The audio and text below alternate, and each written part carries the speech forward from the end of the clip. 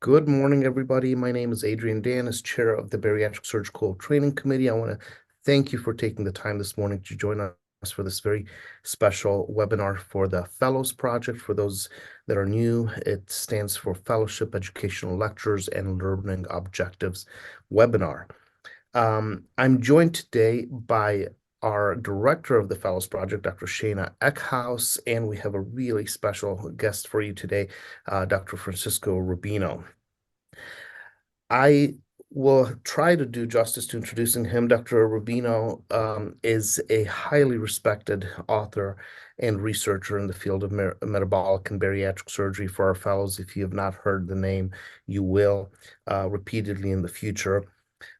His experiments on rodents provided some of the seminal evidence of the effects of metabolic GI surgery on glucose metabolism. Dr. Rubino is also associated with some of the greatest pieces of literature in metabolic and bariatric surgery, including what is referred to often as the Rome trial, along with Dr. Geltrude Mingroni, one of the randomized controlled studies that is 10 years out comparing metabolic bariatric surgery to medical therapy. He has published hundreds of articles and other book chapters on the topic, and also is organizer of the many diabetes surgery summits that have brought together researchers and clinicians from around the world to discuss the potency of metabolic and bariatric surgery for the treatment of diabetes. Over the last few years, however, he has put a lot of his time in chairing the Lancet Commission on Clinical Obesity. And this has been an international consensus, including many members from the ASMBS, which have contributed. And it will be culminating in probably the most comprehensive and collaborative statement on the disease of obesity in the Lancet.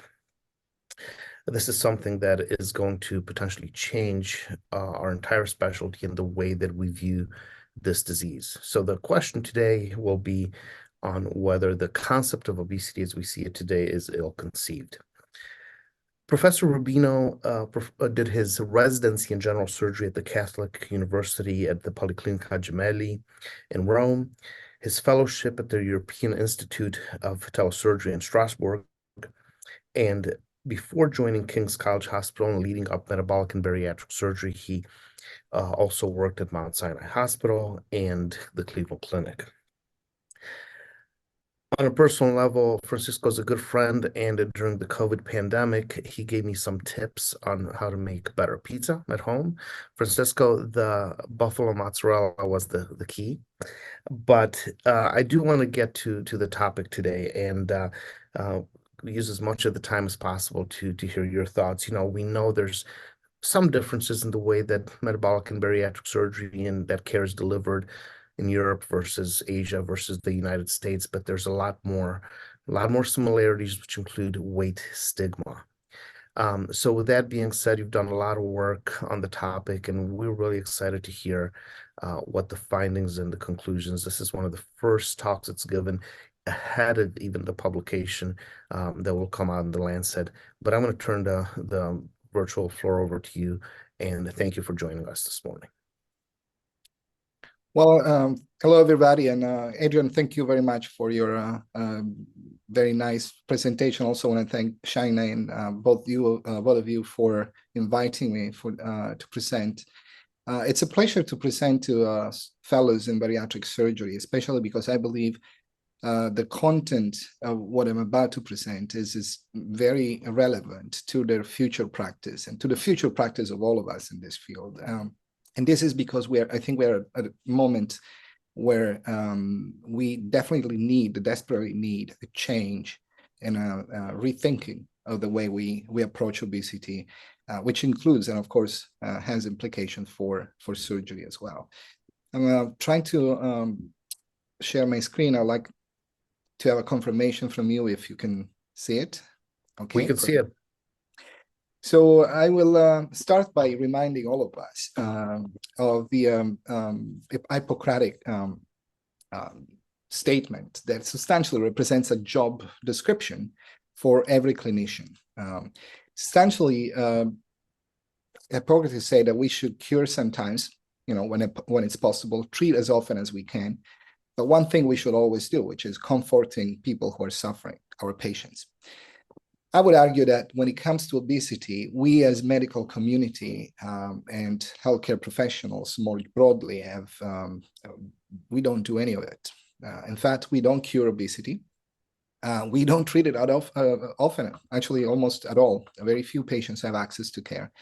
And one of the most disturbing things is that we have one of the strongest forms of bias against people with obesity, disturbingly including among healthcare providers, and also people who treat and care for patients with obesity. So this is quite incredible that is happening in 2024.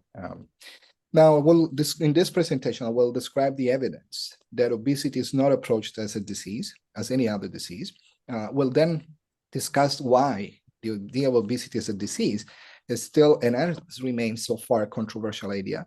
And I'm then following by saying why reframing of obesity is necessary, not only to address this question of whether or not obesity is a disease, which to some might sound like an academic question. So in reality, reframing obesity is important to address each and every of those problems I told you before, which is about trying to take care of people with obesity, respect them in the first place, and also leading in the future to a much more effective and potentially a curative approach to it.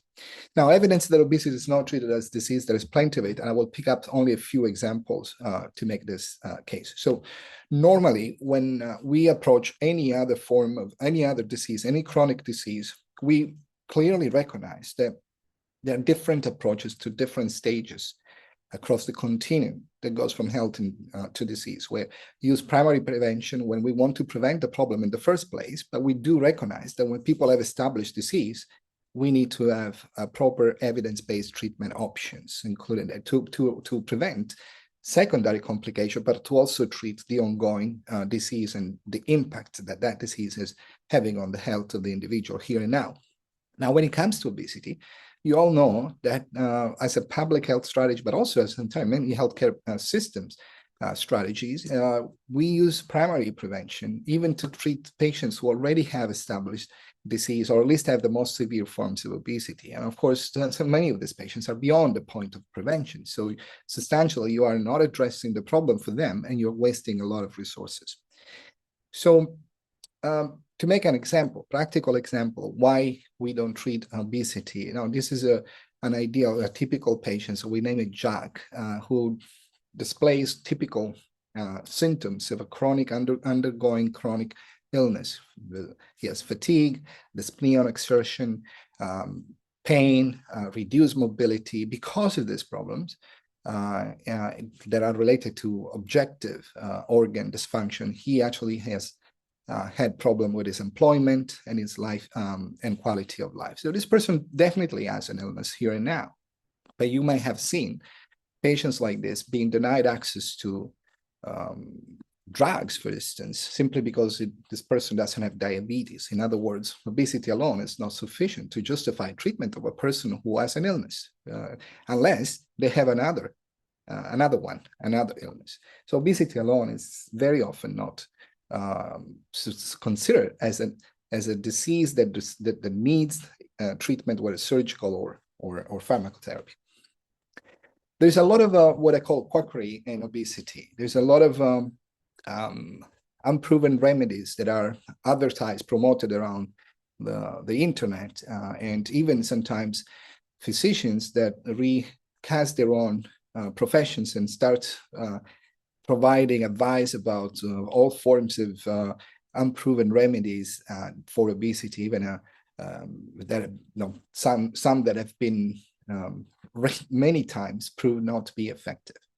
We would not tolerate this for cancer, for anything else, but we do so for obesity. And there is no protection for patients, as there would be for other diseases. There is no protection for patients with obesity from having this misleading advice, or having people with no medical training or no medical, not regulated by the medical profession, providing medical advices indeed.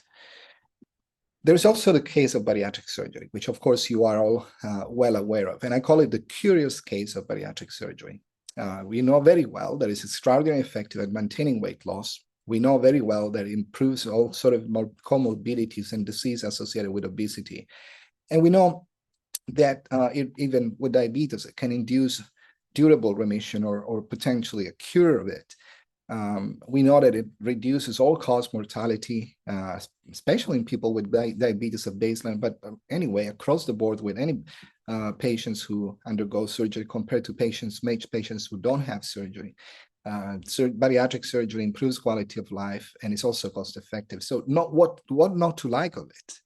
So you would say that if a treatment like this, with all these benefits exist, it would be given to the vast majority of patients who have potential to benefit from him. And instead, we know that the worldwide uptake of surgery is extraordinarily low, less than 1% in most countries, 0.2% here in the UK. So you would probably think there is something wrong if coronary artery bypass or other, colectomies for other diseases are not given to 99.2% of people who have an indication to it. That you would say there is a problem. So we do have a problem in obesity. There's also this misperception that bariatric surgery is not as effective as it actually is. We all think about as surgeons that is the most effective treatment of obesity. But when you ask actually the general public, as we did last summer, among US adults with self-reported obesity, what is the most effective treatment today for severe obesity? You can see that the vast majority will tell you diet and exercise. And surgery, despite evidence to supporting it as the most effective treatment, is not recognized as such. So in other words, there is this misconception that obesity perhaps is best treated by changes in lifestyle. And this is also true for people who are asked whether themselves would choose surgery or what they would choose if they had severe obesity as a treatment. And you can see again that surgery is the least appealing of all options available today, even though it's the most effective and certainly the most evidence-based now, also with drugs. So the problem is that bariatric weight loss surgery, because perhaps was named weight loss surgery, is seen as a risk mitigation strategy as opposed to a treatment for ongoing illness. And in this sense, it is probably most likely perceived as a prophylactic form of treatment. This is particularly problematic when it comes to surgery, because as you know, prophylactic surgery is questionable. It's questioned by many, even when it's used for potentially treating or preventing cancer in patients with genetic predisposition to it. Prophylactic surgery has been a controversial subject all along, and I think we have somehow encouraged perception of bariatric surgery as a prophylactic intervention. And this is when it comes to surgery, people have a hard time justifying it. So at that point, it doesn't really matter how effective it is or how much cost effective. It's just that it's conceptually difficult to accept. I mentioned the problem of stigma, which is very widespread, and we saw that stigma in studies that we performed and also in other studies is pretty much strongly associated with this belief that obesity is completely reversible, no matter how severe. So the problem is not only to believe that obesity is self-inflicted. The problem with stigma is that most people believe that obesity can be reversed. So at the end of the day, this makes people with obesity look like guilty twice. In the first place, because they got obesity, but perhaps more importantly, because they are allegedly not doing enough to undo the problem, as if it were one that one can undo at will. And that's obviously not the case. So the bottom line is that obesity is currently seen as a modifiable risk factor as opposed to a disease. And so we don't recognize in obesity what we should normally conceptualize as a point of no return, when there is an illness that obviously is already ongoing and has a biological underpinning reason, and also a clinical manifestation where thinking that a patient can just undo it is not possible. Instead, with obesity, we have that kind of idea. So a lot of organizations, a lot of people have said, well, to fix all these problems, we should just define obesity as a disease, and that will fix everything. And because that all the evidence that I'm just showing, that I just showed, suggests that the problem is really deriving from this lack of understanding of obesity as a disease. We have stigma, we have a lack of access to therapies, we have all those problems because we don't approach obesity in the same way as we would approach any other form of chronic illness. So why not to call it a disease? And in fact, there's been a lot of organizations that have suggested to do so, starting from the WHO, the American Medical Association, most notably in 2012, has recommended to call it a disease with a vote of their membership. And then other obesity organizations like World Obesity Federation, many obesity societies, and even some parliamentary political bodies have made a statement to say that obesity is a disease. Now, despite all this, there is at least as many others that actually push back and say, no, obesity is not a disease. There is no question that this idea of obesity as a disease has not become mainstream and is not accepted in many countries. There are even governments, as we heard a couple of years ago from the authorities here in the UK, that have a precise stance against the motion of obesity as a disease. They say this is not an acceptable proposition because of number of reasons, including the fact that they think this will remove responsibility from the patients, a concept that I personally believe is a little bit an example of weight bias, but indeed that is one of the reasons why people push back. So the reality is that today, when you ask the question, is obesity a disease? The answer depends on pretty much who you ask. There are some people who are for the motion and many people who are against. Those who are for obesity as a disease, they say, well, the obesity has a distinct pathophysiology, clinical manifestations, and also is persistent and progressive and increase in secondary complications. But those who actually say, no, I disagree, sometimes they base their arguments in weight bias, and of course those are things we don't necessarily have to address, because obviously it has to be addressed by removing weight bias. But some of those people who do believe obesity should not be considered a disease do have a point, and they say, well, obesity is certainly a risk factor, and I buy into that, but risk factor is not a disease. Many people with obesity do seem to have some relatively preserved health. Not everybody with obesity has evidence of disease here and now. So why would you label somebody with having a disease now if this disease might materialize in 20, 30 years, or perhaps never? There is an aspect of our job as doctors which has to do with the fact that we not only have to treat patients, but we also have to make sure we reassure them where they don't have a disease. If somebody comes to your clinic, they're in fear of being given a diagnosis.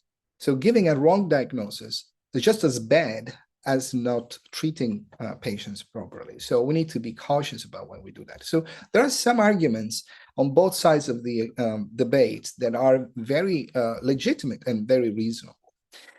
Because of that, we, this issue being so controversial, we established this Lancet Commission on Clinical Obesity. This was an idea that started to work at maybe since 2018, 2019, and then after a while putting together some other colleagues to brainstorm about how to run this, we approached the Lancet Diabetes Endocrinology editors, and we were considering running a conference, but they came back and say, well, we at the Lancet journals, more in general, have this mechanism called Lancet Commission that is basically typically an approach where experts from around the world in a typically global approach address an issue that has to do not only with medicine itself, of course, but has broader implication for policies and politics and other issues. And so we put this group together according to the Lancet Commission rules, which is global representativeness, multidisciplinarity, and representing again multiple specialists, including public health specialists, clinicians. There are members of the ASMBS, as you mentioned before. There are also officers of the WHO involved, and And there was a very strict conflict of interest policy that also informed the selection of this 58-strong group. And the group has worked for almost 2 years now, with monthly meetings and additional many meetings of subcommittees. It's been a really long and hard work of many people involved, and I really cannot state enough how grateful I am and privileged to have the honor to chair this group, because there are extraordinary experts involved, and all of them have shown incredible passion for this problem, so that they gave their time and their commitment to address this issue. And we hope that we can publish the report. The report is now being reviewed as usual, as any other piece that is published is going to go under peer review and is then going to be produced. Hopefully, the report will be published in early in this year, sometime in the spring, we hope. So I'm just going to, I cannot disclose everything because, of course, the manuscript is in publication. But I want to say to tell you a few things, a few lessons that we learned in the process of doing this.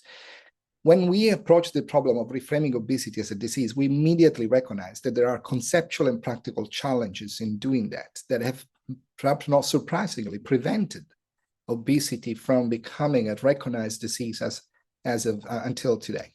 And this is because obesity is substantially ill-defined, if not even ill-conceived.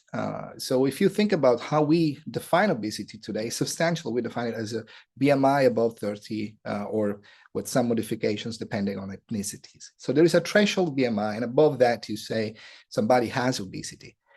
Obesity in reality means excess adiposity, and BMI doesn't even tell you if there is excess adiposity. There's a lot of people who actually don't have excess adiposity, they have a high BMI. So they could be misclassified as having obesity without really meeting the fundamental definition of obesity. But even people who do have excess adiposity, they don't necessarily show all the typical features of illness here and now. There are some people who can run marathons and have excess adiposity. Mild, of course.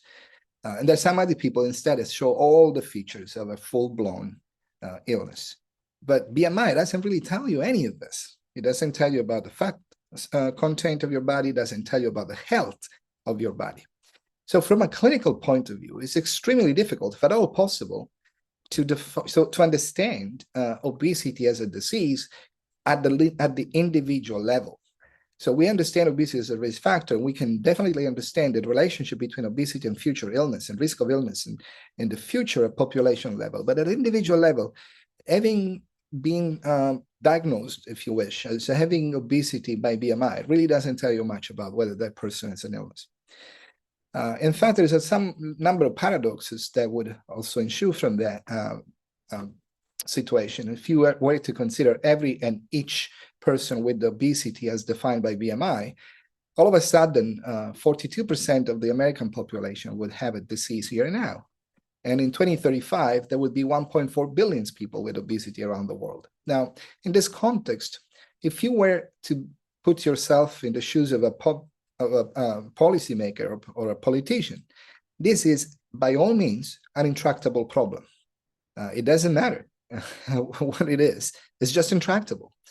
And so it's extraordinarily important that we as medical profession don't allow this kind of imprecise, inaccurate definition to go on and confuse and mislead efforts to approach the problem, because it's our responsibility to give an accurate picture of what is a disease, what is not, et cetera, et cetera.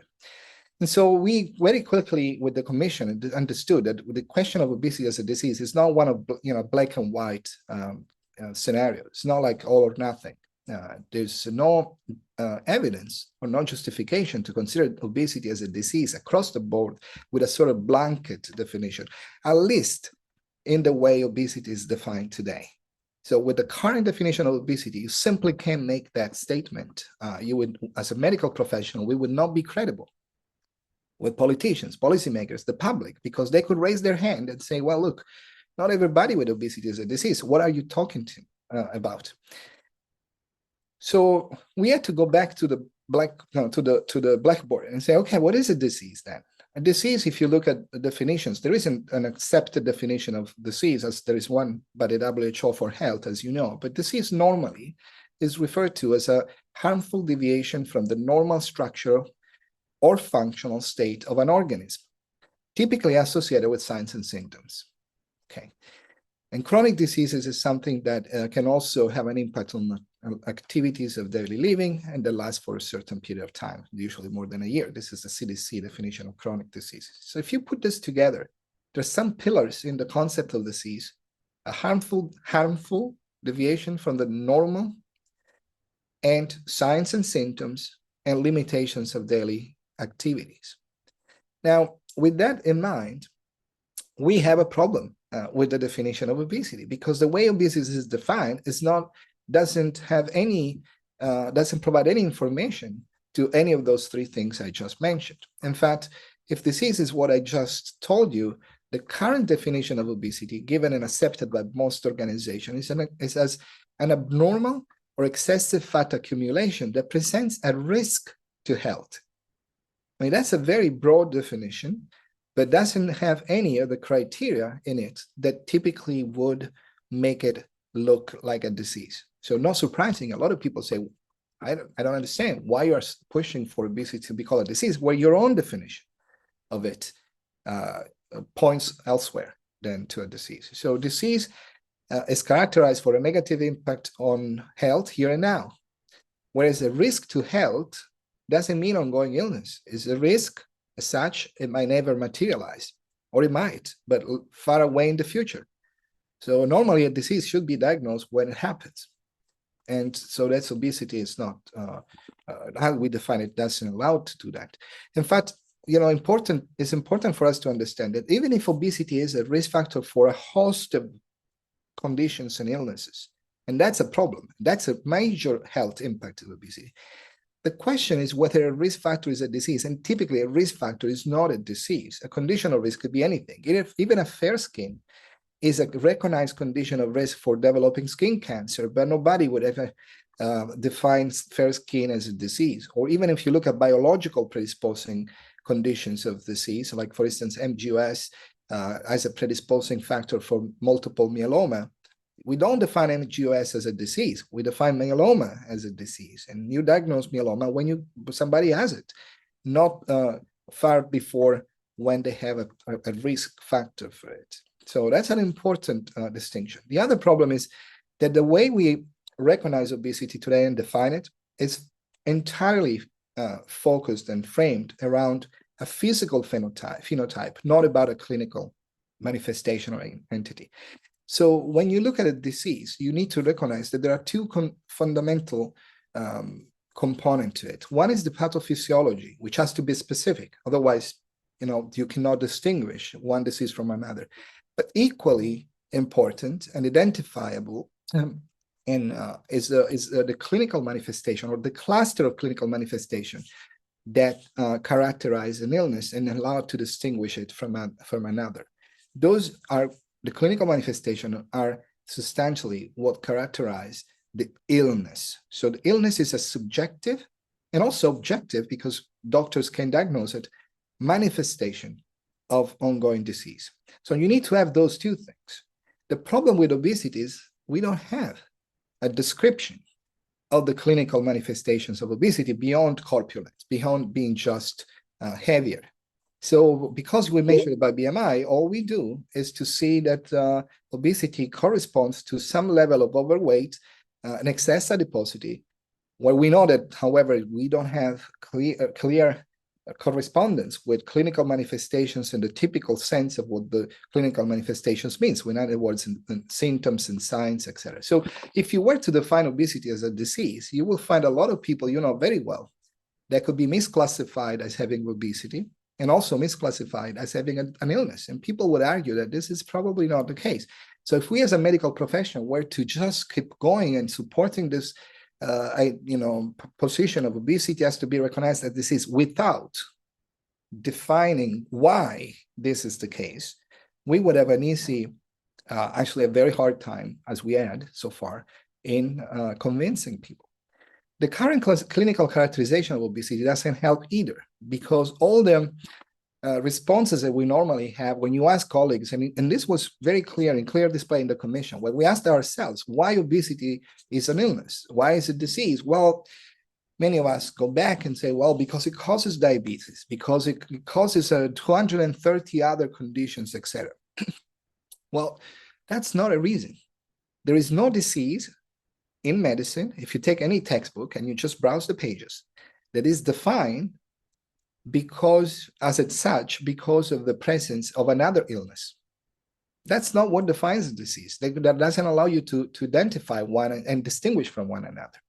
In fact, all the all the score system and staging system that we use today to define obesity are mostly useful and very much useful indeed as algorithm for deciding treatment intervention, when to treat, but they don't define disease because they're a mix of signs and symptoms of organ dysfunction, but also they include diseases in their own right. And again, as I said, no disease entity as another disease as their own symptom. There is a reason for that. Because if you make this what I call potpourri, and mix a little bit of things in diagnostic criteria, when you put organ dysfunctions as well as other diseases in their own right, you lose identity. You cannot distinguish anymore diabetes from obesity or obesity from cancer or anything like that. And that's obviously not useful, not possible. So the obesity as an illness is a different question than obesity as a disease. And it's a prerequisite, if you wish, to addressing that question. If we cannot define obesity as an illness, we can certainly define it as a disease because the illness is the phase of the disease, is the fundamental characteristic, and is also what provides identity to a disease. We know what diabetes looks like, and we even can use a biomarker to diagnose it, simply because we know that diabetes causes illness. It causes polyuria, it causes fatigue, it causes hunger and other things. So you first define the illness and then start to define the diagnostic criteria and biomarkers that can allow to diagnose the disease as well as differentiate from other diseases. So unless you do that exercise, obesity is an indistinguishable condition that is common to a lot of different situations, and it's not possible to identify it as an independent illness compared to other. So you always wait for the onset of another disease to actually make a diagnosis of obesity as a disease. And that's really what really has impacted us so far. So illness in obesity is a condition where the risk to health, which is the current definition, has already materialized and reflects abnormal function of tissues and organs or the whole organism. This is, make no mistake, is no different than the definition of illness in any other area of medicine. So if we want to define obesity as an illness, we can't just reinvent the wheel. We have to use exactly the same criteria that people use in medicine. And in medicine, you recognize an illness because of abnormal function of tissues and organs or the whole organism. And that's the principle that we followed to define illness in obesity. In other words, what we call clinical obesity. So we define clinical obesity and preclinical obesity based on the presence of organ dysfunction. So if you have organ dysfunction, you have symptoms, typically symptoms and signs, symptoms or signs of this dysfunction. And sometimes this dysfunction can cause limitation of day-to-day activities, or you can also end up having complications due to the worsening of that dysfunction into an end organ damage. And a preclinical obesity is the absence of those dysfunction. So you can still have obesity intended as excess adiposity, but without affecting organ function, you still have preserved health. So here is a pragmatic, objective way of distinguishing illness from not illness, and something that could be used clinically more meaningfully than BMI or other things. So we define clinical obesity as a chronic systemic illness characterized by alterations in the function of tissues, organs, or the individual as a whole due to excessive or abnormal adiposity. So in other words, of course, the symptoms have to be caused by excess adiposity. The dysfunction behind those symptoms must be typical of the consequences of excess adiposity. And in that sense, you do have clinical obesity. So the way we are reframing it is that obesity as a phenotype is defined by anthropometric measures. So we suggest that BMI alone should not be sufficient, but you have other measures. And then if you do have excess adiposity, if you don't, of course, you don't have obesity at that point. And that has to be confirmed by, again, not just BMI, but other anthropometrics to just rule out that you have a misclassification of excess adiposity due to BMI alone. And so you're not taking in athletes or others who have high BMI but have no excess adiposity. In presence of excess adiposity, then you have to recognize clinical from preclinical obesity, and that is based on ongoing organ dysfunction or limitation of day-to-day activities. And so the diagnosis of clinical obesity are not the diagnosis of obesity as a phenotype will be based on anthropometric measures, but the diagnosis of the clinical illness requires, at this stage in time, historical time, a much more clinically focused set of diagnostic criteria, so that you say anthropometrics and BMI can be adequate to define excess adiposity and potentially the risk associated with it for risk of diabetes, hypertension, or mortality, but they are not adequate to define ongoing illness. That's why we need clinical criteria to define illness in this case. And that's not different than in diabetes. In diabetes, many years ago, people recognized the clinical syndrome first. And only many, many, many years later, hyperglycemia was recognized as being a surrogate, a biomarker for the illness that diabetes causes. We are in obesity, unfortunately, like we were at the stage in diabetes many hundreds of years ago when they first recognized the clinical entity. We never defined the illness of obesity so far, as strange as that sounds. And so diagnostic criteria at the moment cannot be as simple as a biomarker.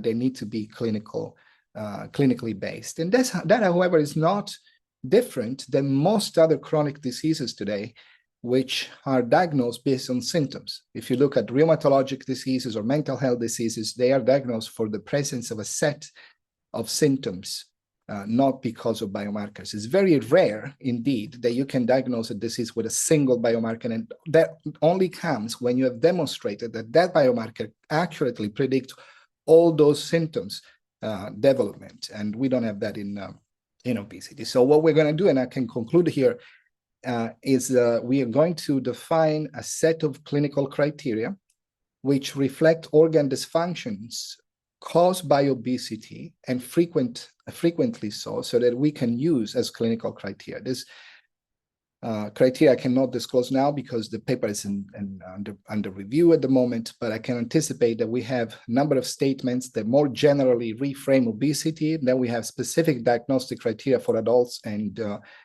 pediatric people, and these statements have been endorsed already because we submitted confidentially to a number of relevant organizations by 72 organizations so far across multiple specialties, including all the obesity relevant societies.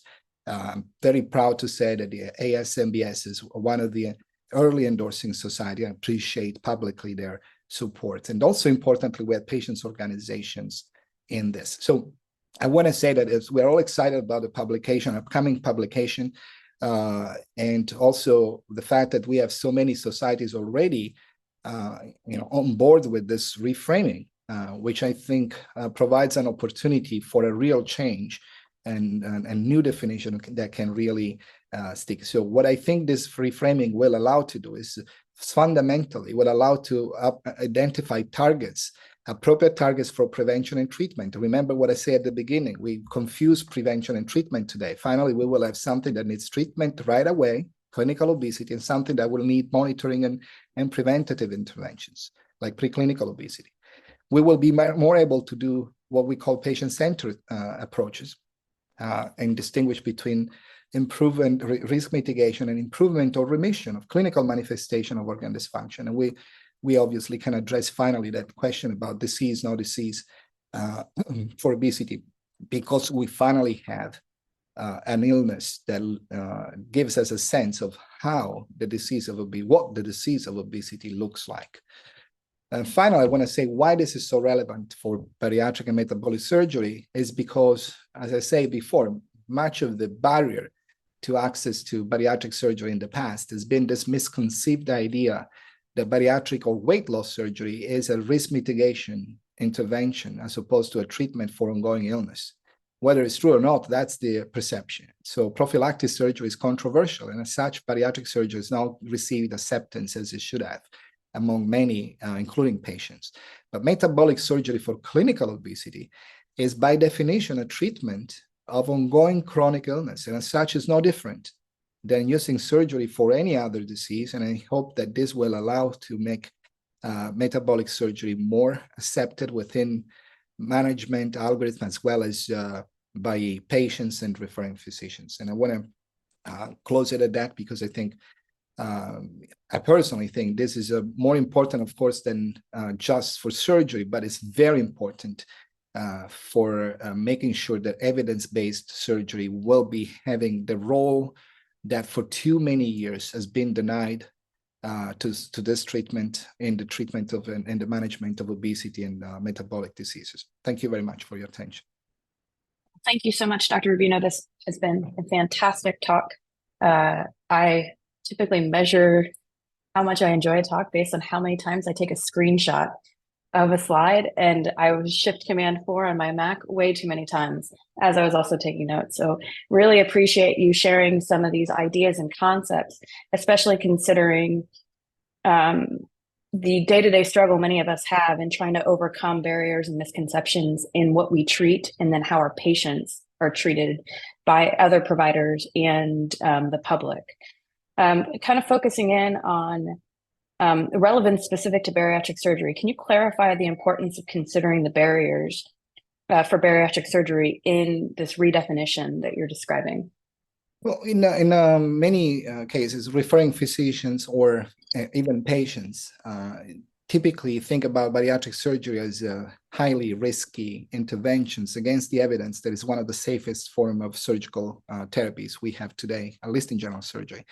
They also think it's very expensive when we know that it's one of the most cost-effective things. So there's a completely disproportionate and mismatch between evidence of safety and effectiveness and cost-effectiveness and the reality of bariatric surgery. And I think this is only because bariatric surgery is looked at under this distorted lens of being a prophylactic intervention.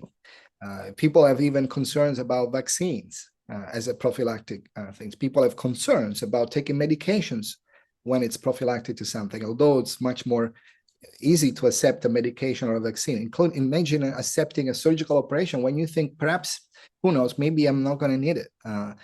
Yes, it will prevent diabetes, but who knows, maybe I can prevent it by just dieting and exercise. It's not surprisingly, you don't have the popularity for obesity. When you say clinical obesity is a chronic illness, people understand why treatment is necessary. And number two, I think also it will become, from a legal standpoint, much more difficult for insurance to deny access to this, because when you do so for a clinic, when all other chronic illness are granted access to surgery, then that would be discriminatory. And I think this opens a entirely new chapter, even from a legal standpoint, for bariatric surgery. Thank you. Francesco, I had a question and you just answered it. I've always thought at the end of the day, these efforts should lead to an uptake in bariatric surgery. First, I want to say that on this side of the pond, there's a lot of work going on to try to figure out how we can get beyond BMI. And I'm so glad that you mentioned the limitations of BMI. A shout out to our ASMBS Clinical Issues Committee and the BMI Task Force that's trying to figure that out. But at the end of the day, it comes down to how do we change policy, and how do we increase our uptake and make this excellent, effective therapy available to people who not only are sometimes discouraged, but don't have the access to it. I'm going to borrow an example from my partner, John Zografakis, who does a lot of work on the advocacy side. And, if you talk about a heart attack, you don't have to I mean, we take care of everybody, insurance or not, but if you have an insurance plan, it's never questioned. I don't have to put my patient on 6 months of Lipitor before they get a stent. I don't have to ask their employer if it's okay to get a stent or to get coronary artery bypass. So how will this, and you've mentioned this, and I want to borrow from somebody else. I remember about 10 years ago, Stacy Bradauer mentioning that it may not change until we have a legal um, ground to actually call out people who discriminate when the evidence is so clear. So can you comment on that a little bit? Yeah, absolutely. I think this is exactly at the core of what this clinical obesity reframing is.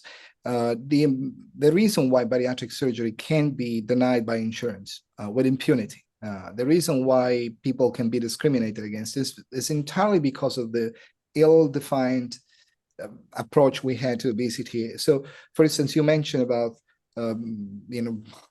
indications. BMI, we know, is not the same thing across different ethnic groups.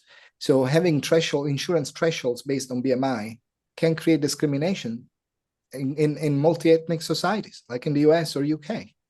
People with Asian descent may not be denied access to surgery based on BMI thresholds that don't apply to them. And so without an objective, pragmatic definition that everybody can agree and nobody can disagree with, because if you have a organ dysfunction, if your heart is failing because of obesity, then somebody has to explain why that is not an illness, and the same thing associated with another condition it is. Of course, at that point, it becomes impossible to argue against the objective illness status of obesity. At the moment, it's too easy to argue against, because people can say, I know a celebrity that has obesity by BMI, but it's not really ill. So why should me as an insurance or somebody else put money into, like taxpayers' money in other countries, be put in something that is not necessarily so important, maybe seen as a cosmetic thing or even as a prophylactic kind of intervention. With clinical obesity, you have a defined objective state of ongoing illness. At that point, everybody can argue, but it becomes discriminatory if you don't accept that condition as an indication. So it will become pretty similar to anything else. And I think this will normalize the approach to it. And potentially become an essential benefit in most insurance plans. I think that's key. So you mentioned anthropometrics, and I'm maybe getting too far into the weeds on what you can share. But when I think of anthropometrics, I think of a lot of variability from clinic to clinic, person to person making the measurements. Yeah. And sometimes a significant cost to the technology to practically obtain those and achieve those measurements. How, as you develop this clinical definition of obesity, using anthropometrics, how do you overcome that barrier? Or how does one overcome that barrier? Question. It's a very good question. Unfortunately, there is no parameter, anthropometric parameter, that is perfectly functional and useful in every respect. What we're trying to do is very pragmatic. What we say is BMI alone, obviously, does not work. So in my work, population-based level, and my work as an epidemiological criterion, but it cannot be used at individual level or for clinical purposes. So if somebody has a BMI in the realm of obesity, and especially around the threshold of obesity, you need to confirm excess adiposity first. And obviously, we recognize that even using waist circumference or any other waist to hip ratio, there is still some degree of inaccuracy with them as well. But what we are advocating is that if you use at least two, one plus BMI or maybe two additional anthropometrics, you mitigate the risk of misclassification. So in other words, calling boxers or football players into the diagnosis of excess adiposity where they might not have one. But what is important is what I tried to say is that anthropometrics only can measure excess adiposity, but they don't measure illness. So they measure maybe a risk of illness in the future, and not necessarily illness from obesity. They can measure the illness, the risk of diabetes or other disease or cancer or mortality or hypertension. But the clinical criteria that we are advocating are just an immediate evidence of obesity having affected your heart, your lungs, your kidneys, and so on and so forth. At that point, it's objective. It's not something that can be questioned in terms of probability. It's not probability. You have that problem here and now. And so one can criticize that we are making the diagnosis a bit too late in the game, but this is the beginning. Once we understand and we agree on what is the illness, we can look for predicting factors that are more accurate than the ones we have today. At the moment, we don't have those because all these things that you mentioned, anthropometrics, they've been tested in studies as predictors of future mortality or future diabetes, but not as predictors or objective evidence of ongoing organ failure or organ symptoms, etc. So we can use it because they were not studied as such. But in the future, now that we know what obesity looks like as an illness, we can identify proper criteria. No, I appreciate it. Dr. Dan, I know I don't want to, I can keep asking questions, but if you have any others. You go ahead, Okay. So kind of thinking about it, so trying to think through the process of developing this, as you create and define clinical obesity, part of the issue is, what our ICD-10, ICD-9 diagnosis codes in the United States defined obesity as a disease in 2013, but now in 2024, a little over 10 years later, to your point, we still haven't overcome the hurdle or changed the perception from a risk factor to a disease. And there's a lot of interesting work in the business world on adoption change, or in sports psychology and the concept of the adoption change curve.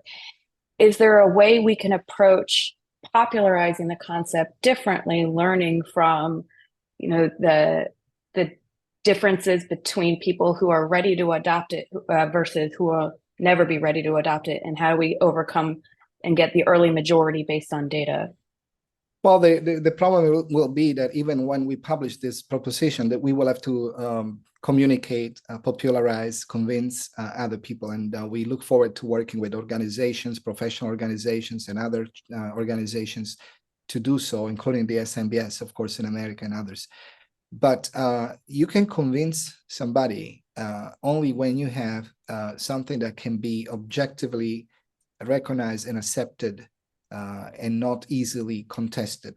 When we go and try to convince people of obesity being a disease, I think it's not surprising that no matter the authority of those behind this proposition so far, including the WHO, the blurry picture that we have proposed with the definition of obesity is not convincing, because indeed, as it is, it doesn't tell it is a disease. So you can be convincing, you can be very powerful if you are objective, if there is no question about it. So there are a lot of people, even people who have obesity, who don't like to be told they have a disease.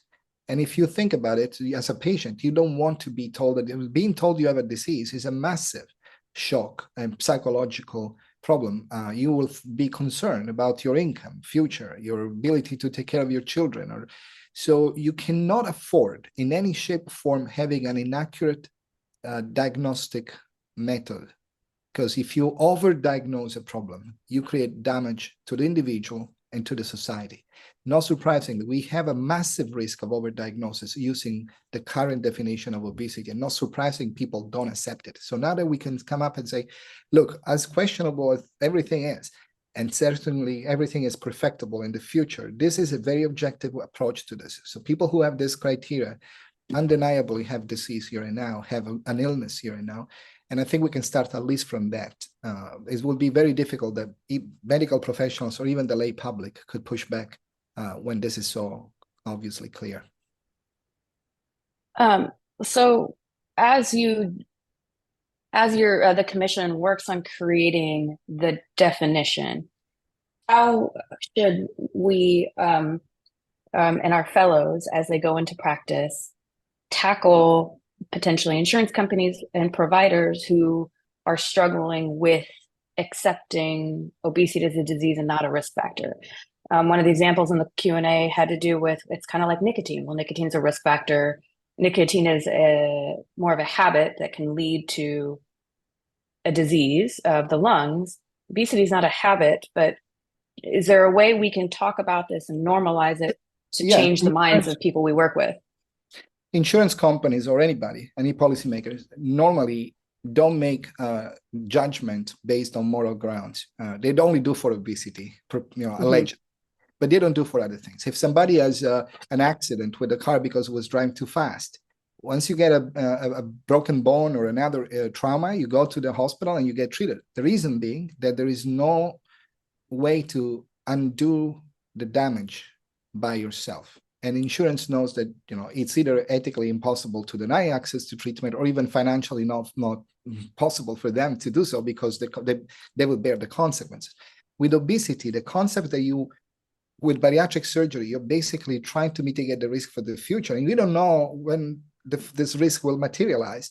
Every insurance company probably has a landscape of 1 or 2 years time.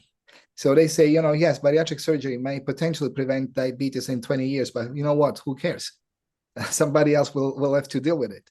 But when you're telling the insurance or somebody else, we are dealing with an illness that is causing not only problems to the individuals here and now, but a cost to you here and now, a cost that you can mitigate if you operate. Then you're in a completely different scenario, and you will see more insurance companies that will remove those hurdles 6 months, 3 months, etc. time, which makes no sense when people have chronic illness, and make only sense when you don't understand obesity as a chronic illness. One final question for me, if that's okay, real quickly. Dr. Dan, I didn't mean to cut you off. Throughout your talk, you mentioned weight stigma and how our patients are kind of likely degraded with time by implicit bias and microaggressions related to their disease of obesity, whether clinical or non-clinical, based on the definitions you've given us. How do we start to change that so that we can align our care of the disease as a disease and not this risk factor and misperception? Well, there are two things I think that are important in obesity stigma. This is a personal opinion. We have to test if this hypothesis is right. And one is some people think obesity is a self-inflicted condition, and this is a source of problems.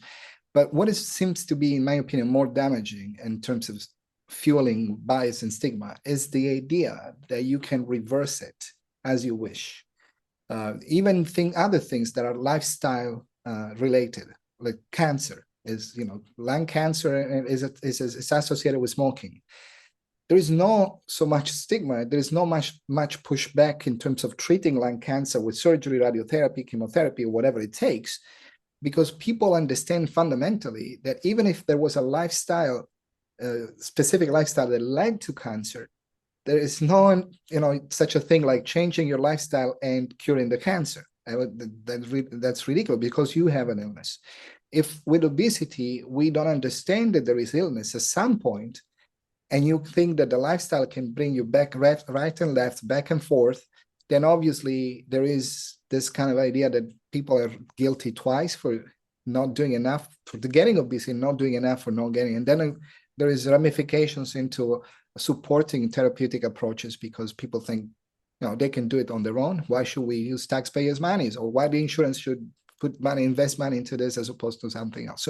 So I think that's a fundamental shift that has to happen in order to fix not only stigma, but also the access to care. Thank you so much. Dr. Dan. Great. Well, we're going to wrap it up because I think this is the best we've done to keep the lecture and the questions in perfect timing. I want to thank the audience who's had a tremendous turnout for this great lecture. I want to thank Shaina. And most of all, I want to thank Dr. Rubino for informing us on the tremendous effort and work on part of this commission, with an upcoming publication that will likely shape the manner in which we regard and treat obesity globally for decades to come. Amazing. Thank you, Francesco, for your wonderful talk. And we will see you for the West Coast session this afternoon. Thank you for having me. It's been a pleasure. Have a good day. Hi, and welcome again for our afternoon session for the Fellows Project. I want to thank Dr. Rubino for joining us again and his willingness to take some questions. And I want to also say thank you to my co-moderator, Julie, who's also joining us in this afternoon session. Francesco, I truly enjoyed your lecture, and specifically the way you framed this paradigm shift in terms of how we think about obesity and metabolic surgery, and how we need to get away from the use of BMI, and the selection of our patients in terms of preclinical and clinical. It makes sense to think about obesity as a disease, and specifically the illness. I like the way you described the illness, and that complete paradigm shift in the way we think about obesity as a disease, and the way we diagnose it, and the way we take care of our patients. Saying that, I'm going to ask all the fellows, the participants, to put their questions in the Q&A.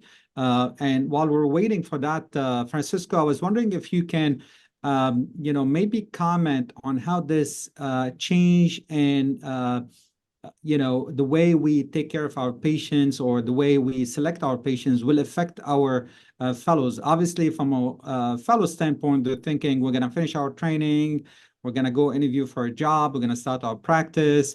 Obviously, you have to use BMI as your selection criteria for insurance purposes. But you're basically giving us a very nice and holistic picture of the direction our organizations are taking moving forward. So can you comment on how this will affect our practice and the practice of the new fellows in the future? Well, thank you very much. That's a very important point, especially for surgeons who are about to start their practices, and of course, many of them are concerned about this new era where there's a lot of challenges, including from other alternative forms of treatments that just some of us years ago did not have to consider, because surgery was the only viable treatment for severe obesity. The problem is that I think we should not look at the competition. We should welcome the competition of additional treatments for obesity, like drugs and new pharmacotherapy, because that is not going to make surgery go away. Let's make it clear. What has been the problem for us is that even before there was any drug that was effective, we have not really been using surgery. As you know, it's less than 1% of people who meet criteria for surgery get it. So we're not suffering from competition. What we've been suffering for many, many years in surgery has been the fact that this type of treatment has not been understood, has not been valued as for all its benefits. And I think that is primarily because a lot of people, including policymakers and physicians as well, don't always consider obesity as something that needs treatment here and now, or at least not something that needs a surgical one, something that you would just only use for a disease. So going forward with this new redefinition and reframing of obesity, I think the younger surgeon among us will have a better chance to be able to deliver their treatments than we had just a few years ago, because this will be more understood. And it doesn't matter that there is more competition, because there are drugs around there, etc. But once this entity becomes, and you can distinguish, and it becomes recognized as an illness, I think there will be many patients who will need surgery, others that will need drugs in the same way as other chronic diseases need either surgery or medications or both. The problem is that obesity has been an outlier so far. It's not being treated as in the rest of medicine. We treat diseases, and that can only benefit not only patients, but the people who want to do this type of job. And so I think it's a good time for you guys to start a practice in metabolic surgery. You should not be afraid of with this hype that there is around drugs. There is a future for metabolic surgery. I think it's a bright one. Francisco, a follow-up question to that preclinical and clinical obesity. Are you suggesting that maybe in the future some of the non-metabolic options, like endoscopic options for weight loss, can be potentially be used early on in the preclinical stages and then keep the metabolic, more invasive options for clinical obesity? Would that be something that is foreseeable, you think? Kind of like use more of a targeted approach based on that new definition instead of just going with BMI. Because as you know, now that we have so many options, some of the issues we struggle with, especially in large comprehensive weight loss centers where we have different options, is how do we select our patients? Do we start with a GLP-1 agonist? Do we offer an ESG? Do we do a bypass? And there's no data to guide surgeons one way or another. So it's based on our training and experience and access issues. And so do you think that new definition will not only change our understanding of obesity as a disease, but maybe will guide us and help us target that disease in a more precise fashion in the future? Absolutely. I think it will help you identify priorities for treatment in general, as opposed to using prevention. But also would help us identify among those priorities for treatment in general, those patients who need a surgical intervention and those patients who can instead be managed with medical therapy, or people who can actually have an endoscopy, an endoscopic approach. In the same way as you do for cardiovascular disease, you have anywhere from medication, surgery, and stents in between for coronary disease, etc., and heart disease. And the same will apply to obesity in the future. At the moment, we have a very blurry picture.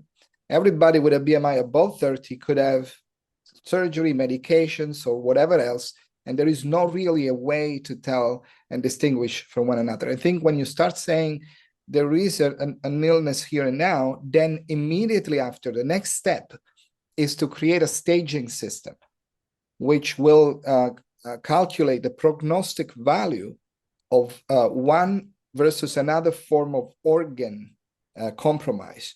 And at that point, of course, you will use interventions proportionately to the prognosis of that specific individual. I think this will encourage use of surgery in some patients and maybe not in others. And we might have to give up some patients because if there are drugs that are effective, there is no point in pushing for surgery. But there may be other patients where medications alone are not enough.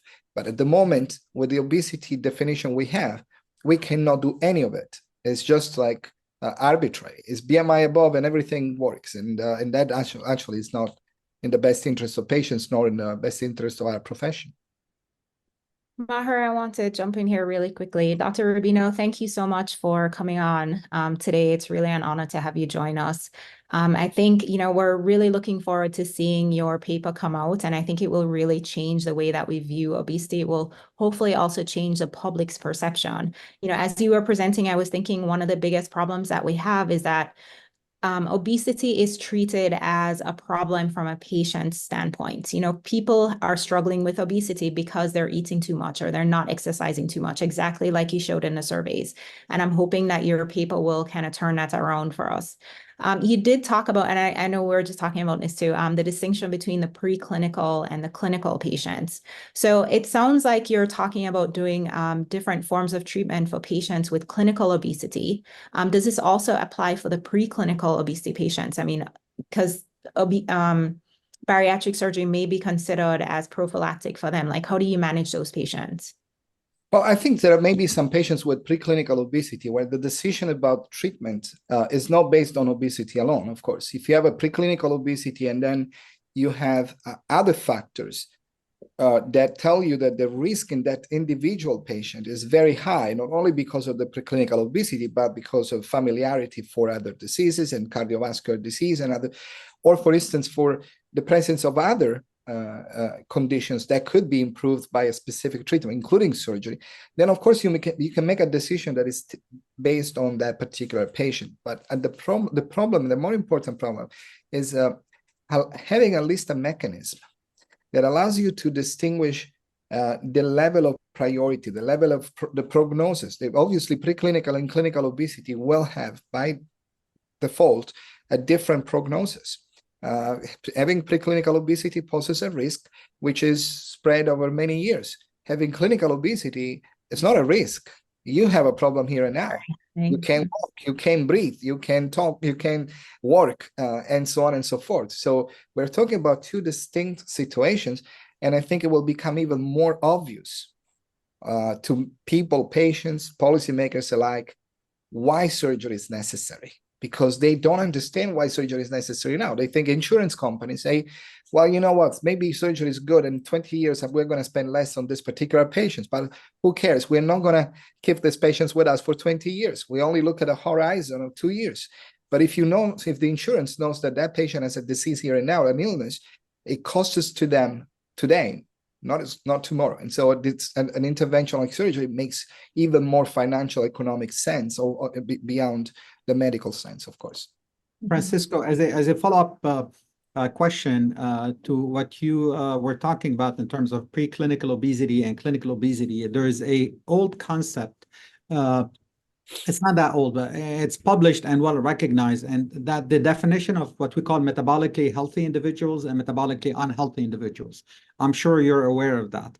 And this is something that we see in our practice all the time. Sometimes you see patients with low BMI, but very metabolically unhealthy. They have diabetes, they have sleep apnea, they have hypertension. And sometimes we see young, healthy patients, BMI 56, 58, 59, but they have no medical issues and take no medications. And those are the ones that we call metabolically unhealthy individuals. Metabolically healthy individuals.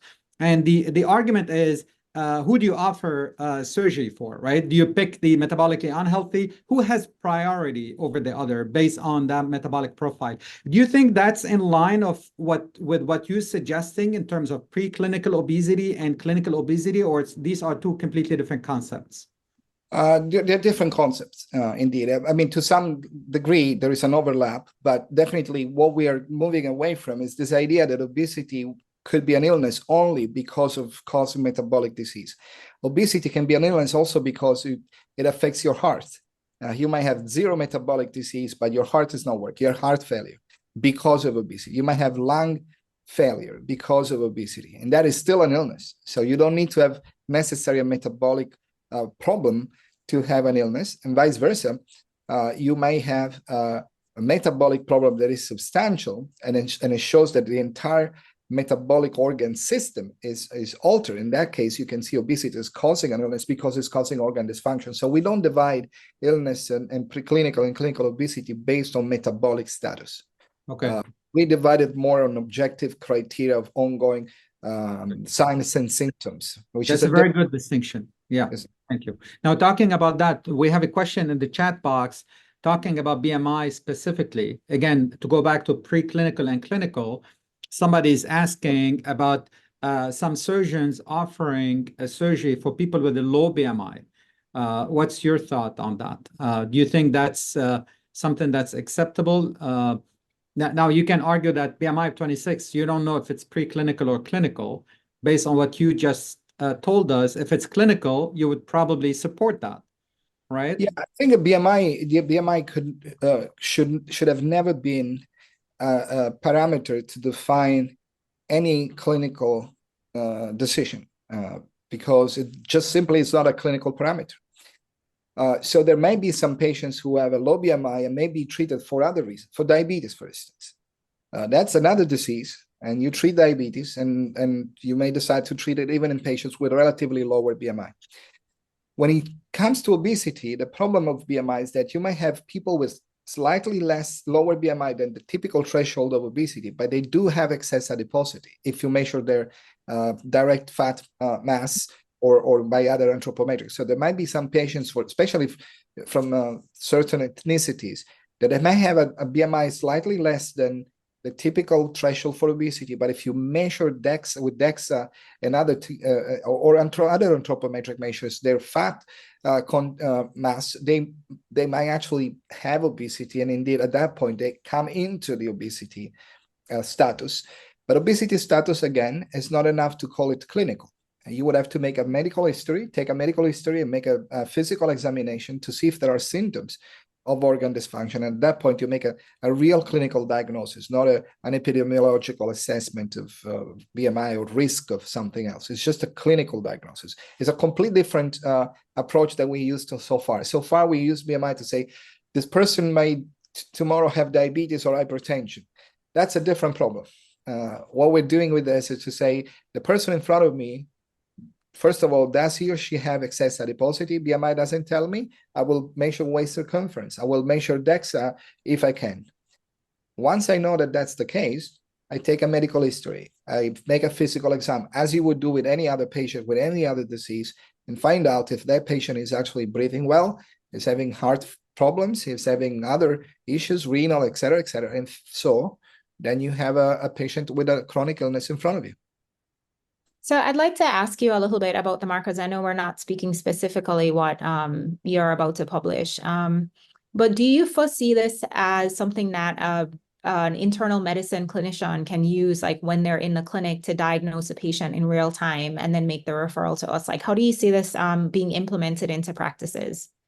Well, we're even trying to design some easy charts that could be used and tools that could be used in the clinic. We anticipate that GPs, primary care physicians, should be able to make that diagnosis. I mean, today, many diseases are diagnosed at primary care level, and so will be obesity. But it's not going to be as easy as measuring BMI. But nobody expects that diseases are easy to diagnose. Neurological diseases sometimes take years to be diagnosed, and rheumatological diseases may not be immediately diagnosed and might require specialist consultation. So there will be a spectrum of situations where this diagnosis could be done at a primary care level, and if not, there may be need for specialized consultation. Mm-hmm. There was one other question in the chat asking whether you think the weight loss medications will be implemented into the treatment of obesity in a way similar to coronary artery disease. You know, when the patient presents and they have this particular disease, do we implement different types of techniques to treat it? I think medications are a different thing than surgery, obviously. So you can use medications, obviously, ideally, to treat patients with an established disease, because if you have evidence that they work. But you could also consider medications as a treatment of a preclinical condition to mitigate risk. For instance, metformin is used in prediabetes, and blood pressure medications are used in hypertension, even though hypertension is not considered a disease by everybody or by many cardiologists. Dyslipidemia is treated with medications, even though it's not formally a disease. So there might be conditions where the medications might be cost effective. And maybe the ones we have today might not be such, but there may be future cost-effective medications even for a preclinical stage, and it makes sense to use them to mitigate. It's a bit more difficult to sell surgery as a prophylactic intervention.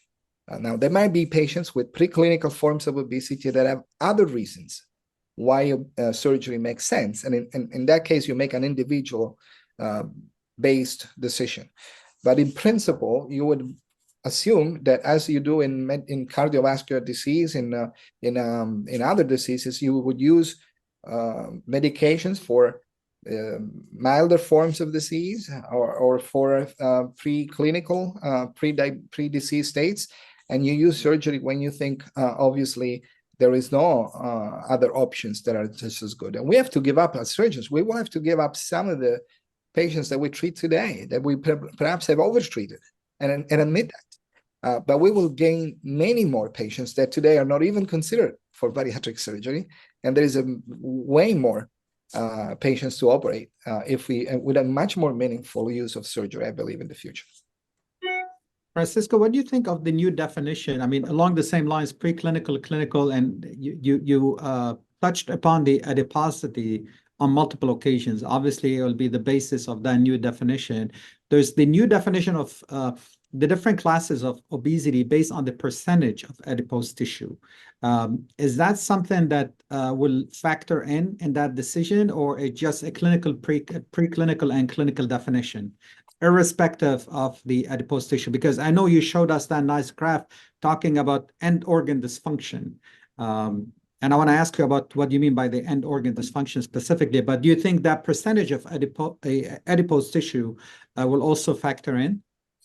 So we haven't defined clinical and preclinical, or the gravity of preclinical, based on the degree of excess adiposity or the class, as in the past. You have class 1, class 2, class 3 obesity based on BMI. The reason being that there is no such a linear correlation between the level of excess adiposity and the effect on organs. That's much more individual situation as opposed to making a generalization. Now, it's not very obvious, perhaps, that if you have BMI over 60, it's unlikely that you have all organs intact and have no signs of disease, most likely. But rather than having drawing a line somewhere in an arbitrary fashion at a level of weight or even at a level of adiposity, this proposition we are making is much more pragmatic and much more objective. I mean, nobody could argue, including the policymakers, that if somebody has a obvious patent organ dysfunction, that you cannot say that that's an opinion, or you cannot say that that's debatable. That is not debatable. So we need something more clear when we come to make decisions. And I think that's what we lacked in the past. We have this kind of sense of BMI, especially in the lower range of BMI, where a lot of people can argue, I'm not sure that patient is sick here and now. That patient is, can walk, can play sport and other things. Are you sure you want to do, when you want to prioritize an operation for that particular patient? I think we need to accept those criticisms and be much more, act like other clinicians act in other fields of medicine. I think it's time to normalize obesity obesity care, and make it look more like the rest of medicine. I would suggest that that's not been the case so far. So, Doctor, Go ahead, Julie. sorry, I'll just ask really quickly. Yeah, go ahead. That obesity also affects adolescents and children. So how do you see this being applied to that patient population? Well, we have a specific criteria for the pediatric population. The reason being that in the adolescents and in children, there are some organ dysfunctions that are more likely to occur than others, and so they don't necessarily match 100% the criteria that we chose for adults. But all the more in patients with adolescents and children, I think having a clinical form of obesity is a serious concern. It means that those people have a problem already at a young age, and there is no question that they need treatment here and now. And I think you would be able much more with this classification to justify intervention at a younger age than it is today, because today is based sometimes on an assumption of a risk for the future. And as you can imagine, there are all sort of concerns about using surgery just as a risk mitigation strategy.